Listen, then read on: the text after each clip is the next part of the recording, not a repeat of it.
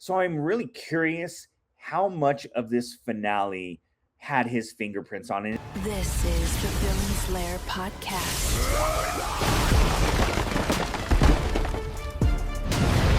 Welcome to the Lair. And welcome everyone inside the Villainz Lair on a Wednesday. So happy that you are here joining us, or just myself today because Alvin is still enjoying vacation out in Florida. So we've got a lot to talk about. Still shook from this X-Men 97 season finale. We'll talk about that. We will talk about a new series coming out for Marvel Comics that they're teasing, featuring Magik and Madelyne Prior. So you want to hear more about that. And also, I'm going to have to talk to you about where there is smoke, there is fire as far as the Batman Part 2. It sounds like we are going to be getting the Court of Owls. There is a new clue that is a big reveal if you know the Court of Owls motto, and we will get to that later on the show. Want to just quickly remind you first that please smash that like button. It really helps the show. It helps us get into the algorithms on whatever platforms that we are posting these at, so it really helps us out. Please, if you can like the show, share the show, we would really appreciate it. And then if you're on social media, you can find us on Facebook, on Instagram, on TikTok. Consider us following us on those platforms where we are always posting shorts and reels and all types of content. And it just helps us further the channel and grow the channel even more. All right, so we got to talk about this X-Men 97 season finale. So season 2 finale. It's been a big lead up based on how season 1 ended and how this season started with the Age of Apocalypse storyline. And it came to a head in this, in the previous episode, we saw that Apocalypse is indeed inside inside Remy LeBeau, inside Gambit, and trying to get out. And if he takes over his consciousness fully, the Gambit that we know is gone forever, and Apocalypse takes over his body. And so the X-Men and the X-Force and X-Factor are all trying to prevent that, but with, different motivations behind all of those. And so the show starts, as they do, with a big recap showing all of the key moments you want to remember from this season that will play into it. And again, this is a full spoiler review. So if you have not watched the X-Men 97 season 2 season finale, please pause this video, watch that show, and then come right back, because we got to talk about this. We need to address some of these things that went on. So we get the show intro, and these show intros this season in season 2 have been so cool because they are changing from week to week. They have a lot of the same themes that the show will be about. So it's a good tease of what's about to happen. And if you can kind of eagle eye some of these moments and some of these scenes that are in there, you get a little bit of a tease for what's about to happen. And in this one, the big finale, where at the end of the open, Xavier's team is running towards typically Magneto's Brotherhood of Mutants. And we've seen that vary from time to time. Well, today's episode and in this season finale, we get the X-Men running to go head up with X-Factor. So really cool little detail there that was like, oh, wow, there is about to be a conflict. And then X-Force and X-Factor teaming up. Well, it happened because Val Cooper is able to convince Cable and X-Force to join forces. It's the enemy of my enemy is my friend type of thing. And they both want Gambit and Apocalypse dead. Cable knows that he's been told, as he reveals in the show, by the woman that raised him, and he's not talking about Jean Grey, that he would, his prophecy, his future, his path is to kill Apocalypse, eradicate Apocalypse from the face of the earth. And they have these same motivations. They want to get this done, so they join forces, and they attack the X-Corp tower, and you get like a big, sort of battle sequence. So while that's all happening, um, Rogue, Nightcrawler, and Beast head to ship, Apocalypse's ship that they refer to as ship. And they want to go into the, I guess, chamber where Apocalypse received his power when he went in there. So Rogue decides that she's going to be the one. She needs to save Gambit. She's going in there, and Ship says that nobody enters without some sort of change or some sort of paying some sort of toll. So Rogue goes in there, and she speaks with a Celestial who looks like Arisham, but I'm not sure. That's never really confirmed on which Celestial that is. Uh, so she kind of pleads back and forth, and she tries to punch him in the face. Rogue in this show, and I hope the Rogue that we get in the movies has the, you know, passion and power that the animated version just gets her so well. They write her so perfectly. Her character is just tough and doesn't take shit from anyone and loves Gambit, even though at times she's conflicted with how her powers and things kind of keep her from being normal and having a normal physical relationship with Remy. But she's there, and she tells this Celestial that you do anything you can for the ones you love. And he basically makes a deal with her that if you give your life and you sacrifice your life instead, then you will get the power to save Gambit, but you are making this sacrifice. And he gives her the power of a Celestial, and she gets this rad costume, this gold. And I love the way they draw some of the highlighting, the way the light sparks or the light hits her, and the effects that her costume gets. And it gives you just sort of like she is a star, like a literal star, and come to life. And she's just glowing. She walks out of this chamber, and Beast and Nightcrawler see her, and Kurt, realizes something's off, and they share this hug, and he remembers back to, that Ship told them that everyone pays, a toll for entering there and speaking with the Celestial. And so he knows something's not right. Something's not fully right. I mean, she came out and she looks like the most powerful being in the universe right now. And Kurt is, he realizes, something's up there. This isn't all good right now. And so meanwhile, back at the base, Cable is able, and X Factor and X Force are able to break through the shields and get into the building, and you get these like really cool, battle sequences. Wolverine fighting Psylocke, and then Morph was just, masquerading as Wolverine, and then to trick Psylocke, and she realizes that something's not right. She senses something else, and then we get another cool Morph. As he's fighting with Archangel, he transforms from Wolverine into Dr. Octopus and is able to use the Doc Ock arms to toss Angel off him and into a wall. And he pretty much stays in Doc Ock form the rest of the episode. And it's just another one of those cool opportunities to like highlight another character within the Marvel Universe, just to kind of show that everyone knows about everyone. And we've seen Morph turn into Thor. We've seen him turn into Hulk. We've seen him turn into Spider-Man. That was a really fun moment earlier in this season when he was fighting against the Brood and Omega Red as Spider-Man.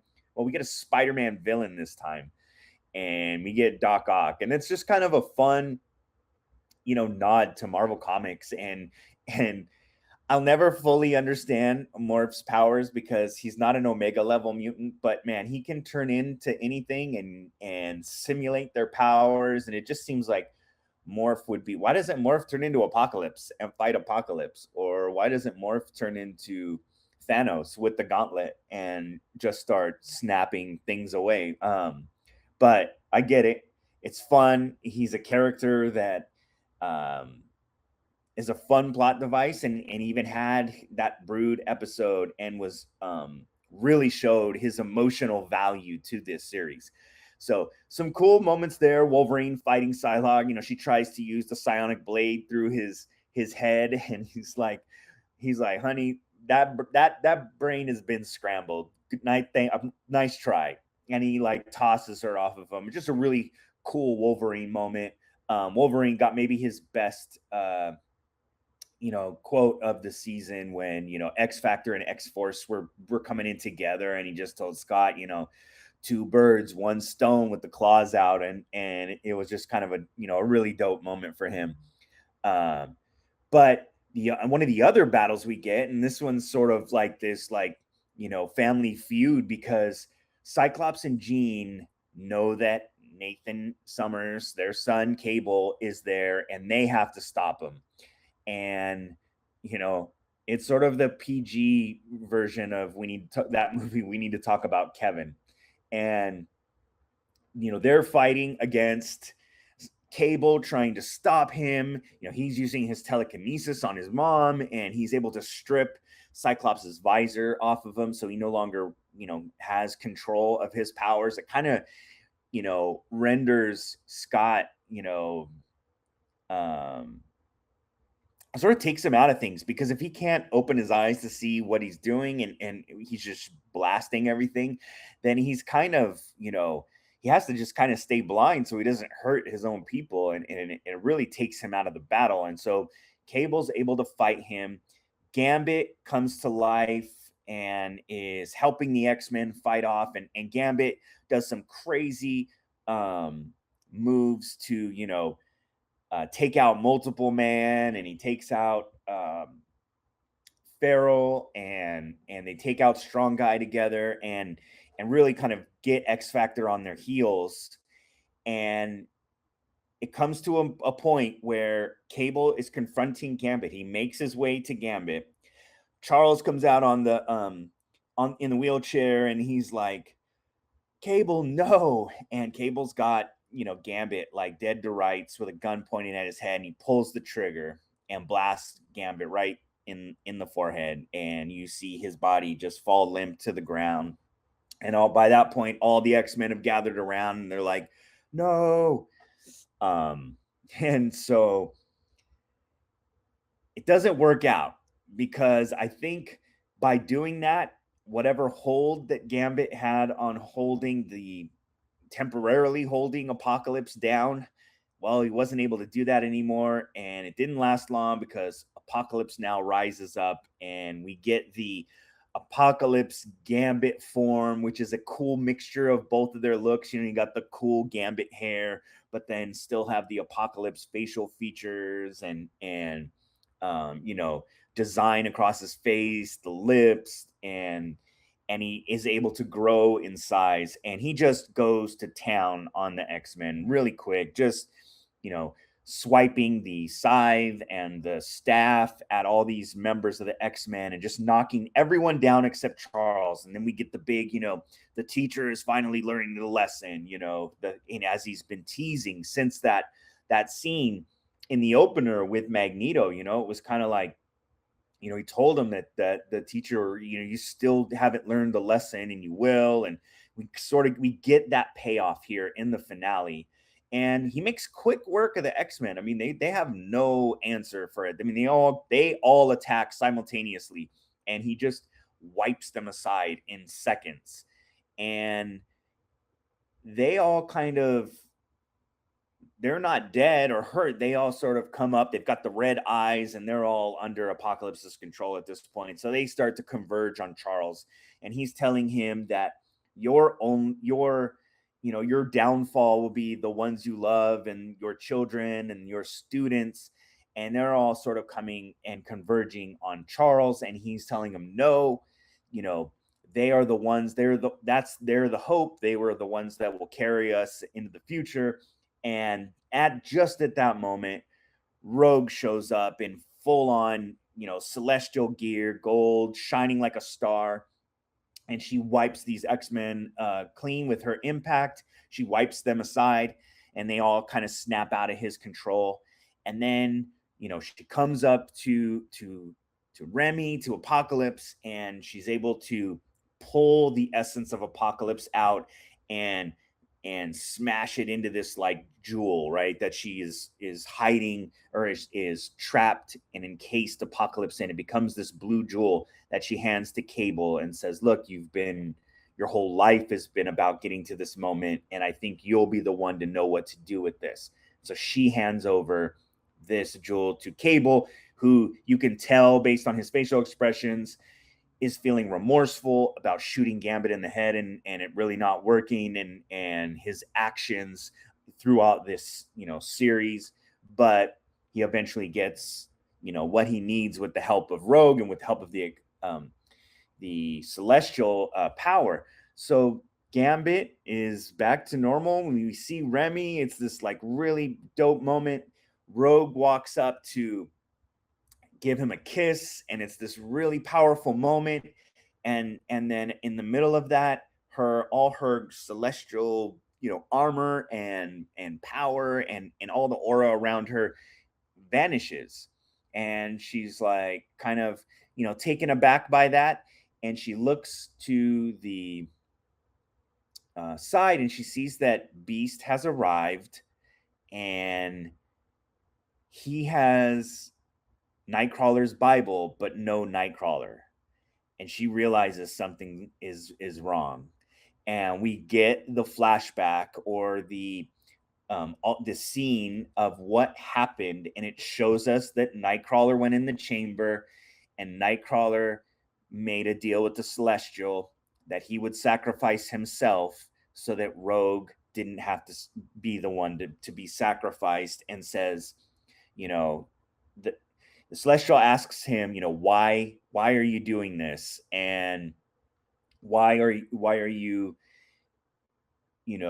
undercutting her sacrifice? And he tells him, because I have faith. And our season and our episode ends there, and we get the solemn X-Men outro we get, like when Magneto died earlier this season, or when Gambit died in season 1. You get the real somber music in the final credits. But something we don't typically get with this, and we got last season in the finale, is we get a little cliffhanger to tease the next season. We get an end credit scene, and we see Val Cooper at her desk, and she's looking into some files, and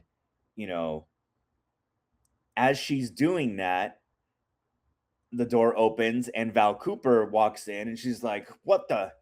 And we see Val Cooper change into Mystique, and she shoots her in the stomach and walks over before finally finishing things. And they're talking about, the news is talking about how Graydon Creed and Senator Kelly are running for president, and all that's going on. And Mystique finishes off Val Cooper on camera with a second gunshot, as we're there. They want us to believe, and I think that is what it is. And we're going to get something similar to what we got in the first X-Men film trilogy, where Mystique was masquerading as Senator Kelly, and becoming a part of infiltrating the U.S. government in that way. So just a somber note, but I wanted to talk about like the buildup for this season, and kind of how this season played out. Obviously we knew that Bo DeMeo was the mastermind behind season 1, because he was with the team until like the day before it premiered. So we knew he was a part of the production from start to finish. Now, there were a lot of rumors and reports and stories that he had written most, if not all, of season 2, and they were going to probably work with a lot of what they had, but they were probably going to manipulate and change some of the things. So I'm really curious how much of this finale had his fingerprints on it. And I'm sure if we go to social media he's been pretty quiet throughout this entire run of episodes this season.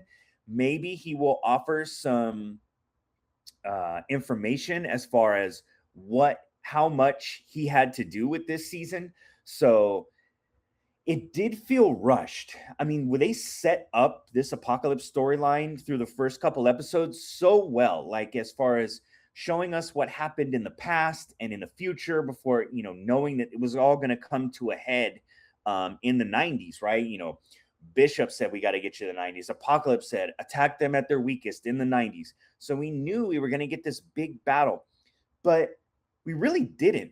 We got Gambit for an episode, in episode 8, where he was full horseman mode and he was attacking and they had to fight him before Rogue kind of rendered him unconscious, and we got to this where he was in a hospital bed, and then he came back to life as he's fighting off Apocalypse in his subconscious. But once Apocalypse, comes to fruition and is on the scene, I mean, we get like 2 minutes, if that. I mean, there were so many episodes in the middle of this season, which, were very good. I enjoyed going to the Savage Land and fighting the acolytes of Magneto. Like that episode, I mean, that stuff was cool. We had the Brood episode so that Wolverine could get his adamantium back and went to the Weapon X program. That was a great episode too. But those did very, very little to continue to get us to this sort of, lack of a better word, doomsday moment against Apocalypse. And, there was no fighting Apocalypse and his horsemen together. There was, it was just a race through. And even season 1 at times has episodes that are racing through, bigger, broader storylines. Like if you think about, they did a single 30-minute episode on Inferno, which was like, through 3 different titles, if you go back to the comics, over the span of like 3 or 4 issues each. So that was a lot of story to tell. And they just basically cherry picked, a small part of it and got Madelyne Prior and did that episode. So this isn't anything new to like race through in an episode, certain things, but if the whole overarching theme of this season and to go to the extent they did in the first 2 or 3 episodes to set up and then kind of abandon that plot line for 4 or 5 episodes before coming back to it at the very end, it felt disjointed and rushed. Now I'm gonna give this season a positive grade overall, but I'm very confused why there wasn't a more of a an Apocalypse presence, more story to tell, more of an elaborate battle between them. Now I know he's so powerful that he showed that he could just wipe the floor with them in seconds, but that just kind of seemed like a plot device, because, hey, we were only doing a 31-minute episode, which I'll never understand why these season finales are are shorter than other episodes. You'd figure you're trying to pay things off that they'd be longer. I would appreciate longer finales, but that goes to the way they've done television the whole time. If you go back to WandaVision and Falcon Winter Soldier, those had finales that were shorter episodes. So it's very, very strange. But I'm very curious, to get back to Bo DeMeo, like how much of this was his and how much was the writing team changing things, because that's going to play into season 3 and season 4 down the line. So if they scrapped his vision to do their own thing towards the middle and the back half of this season, then I don't know if I have as much faith in what they're doing and the people that are leading this series. I feel like Bo was the secret sauce then, and without Bo, then they're just going to kind of, cherry pick a bunch of storylines that they liked from the comic books and then try and convert them into 30-minute episodes. And we're just going to kind of get this breakneck speed of checking boxes and not really telling like one full, imagined story over the course of a season. Season 1 did a great job with, the Sentinels and running that whole storyline throughout before paying off the finale, and the team gets while they win, that breaks them up and shoots them across time. So they did a great job of showing the human fear of mutant kind, and which eventually led to the Sentinel program and Nimrod and all those characters. And then we got the Apocalypse tease. So the tease here, it sounds like, if Mystique is trying to infiltrate the government, that we're probably going to get a big, it sounds like we're getting another Sentinel storyline in season 3. And we got, Sentinels in this finale that the X Factor and the U.S. government was using, that were piloted Sentinels. So I don't know. Next season, I'm always looking forward to the show. The shows on their own merit are really fun and show a lot. This finale, though, could have been better if we would have got Apocalypse in a bigger battle, and maybe bringing in the Horsemen to all fight together. And we could have got some really cool stuff. It just felt rushed. It felt over in a heartbeat. And, we're kind of left wondering, like, what the hell just happened? This happened so fast. So as far as the season, there were some 9 out of 10 episodes, and there was some great moments. There were some really sad moments, Magneto's death, Kurt's sacrifice, almost got me. I'm a huge Nightcrawler fan, and for him to make that sacrifice, we've been kind of teasing his role throughout this. He, whether it was, the Savage Land episode where he had to convince Colossus that his half brother was worth, redeeming, but some good moments. This season started on fire. The first 3 episodes, fantastic. Maybe the first 4 episodes. I just wish the buildup was so much better than the payoff. And I just wish the finale would have really dug in deep on the Apocalypse storyline, and we would have got a lot more of that. So not perfect, still lots of fun. Still looking forward to see what kind of storylines we get in season 3. Hopefully it's not just another versus the U.S. government thing and the Senator Kelly, because all that stuff is really, really kind of, it's cool for an episode or something or two. Are we going to do Days of Future Past again? Who knows? So can't wait. I know that season 3 is already in production, and I think season 4 might even be just about ready to start production. So we're going to get these for about 4 or 5 years every year. So we're going to get content. We're going to get more of this show, and hopefully we get a really good storyline in season 3. Let's stay with Marvel, because here's some news. Marvel Comics just teased a new limited series coming out called Exorcist, and it stars Magik, Ilyana Rasputin, Madelyne Prior, and the Juggernaut. So we are getting, 3 characters that have been really prevalent in X-Men comics and New Mutant comics at this point. And Magik has just become a really, really popular character. You're getting her in all these video games. She's a great character in Marvel Rivals. Marvel Tokon just dropped. You're getting her in there. Madelyne Prior has been featured. She's now the Queen of Limbo. So Magik was always the Queen of Limbo. Now Madelyne Prior is. So we're bringing them together. And this series is coming from the same creative team that is responsible for Magik's solo series from about a year ago and the most recent Magik and Colossus run. So you get Ashley Allen, who is the writer, and German Peralta, who is the artist, will be the main artist in this series.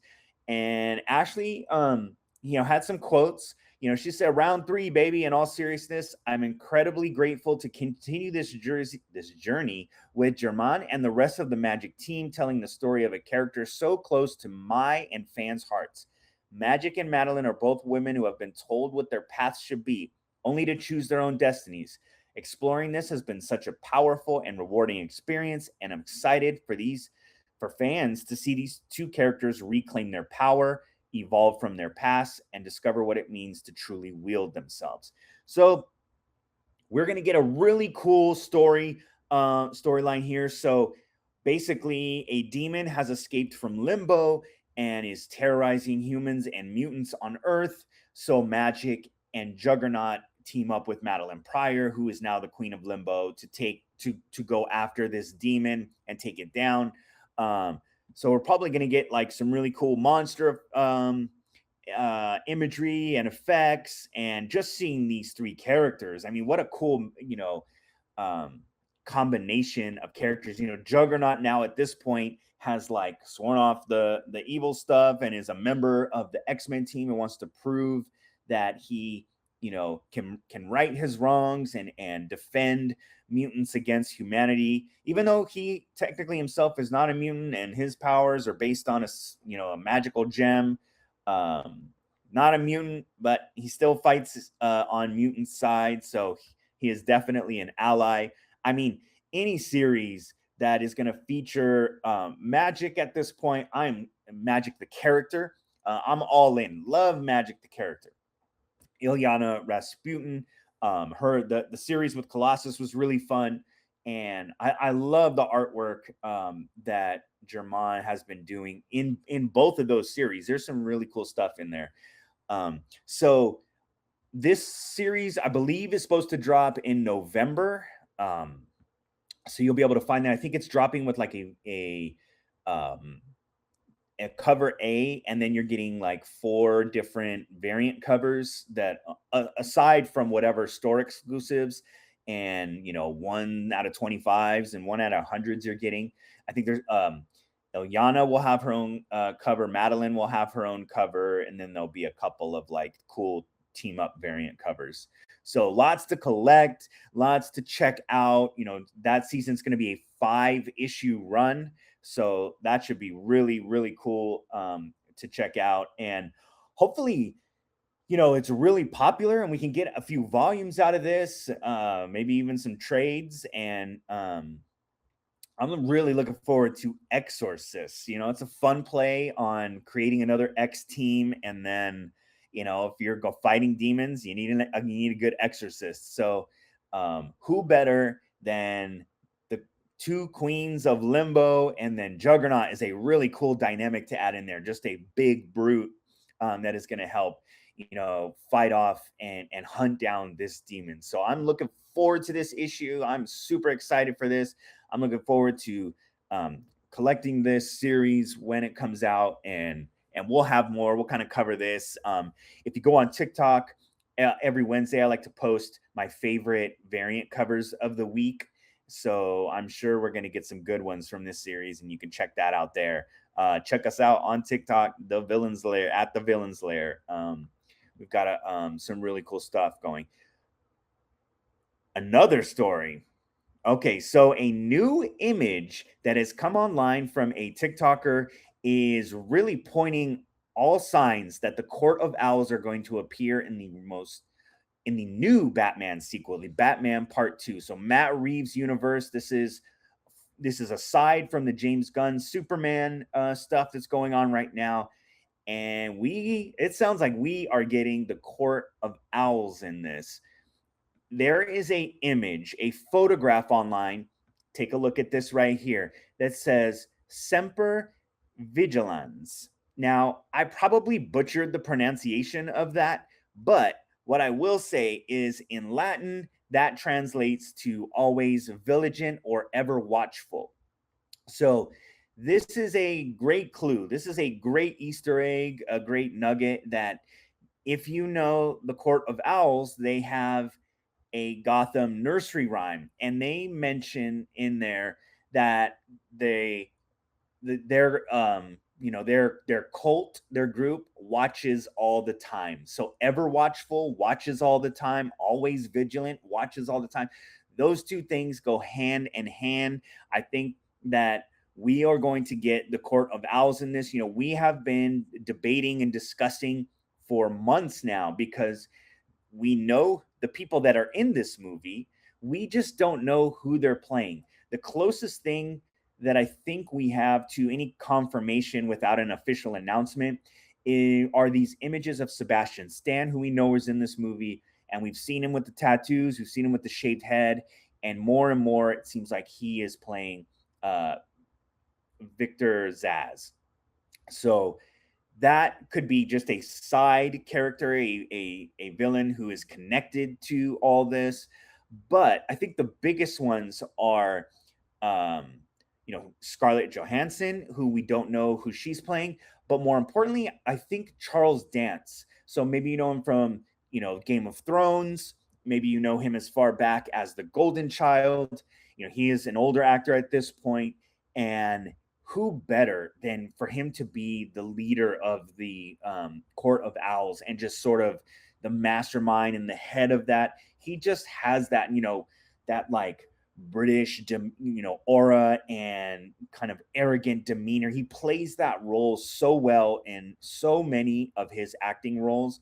And I think that, if they're doing the Court of Owls, that makes so much sense to hire an actor and cast an actor like him to do that. And we know that there is a female member in that hierarchy who is high ranking. And I think that Scarlett Johansson gets a chance to play villainous role in this.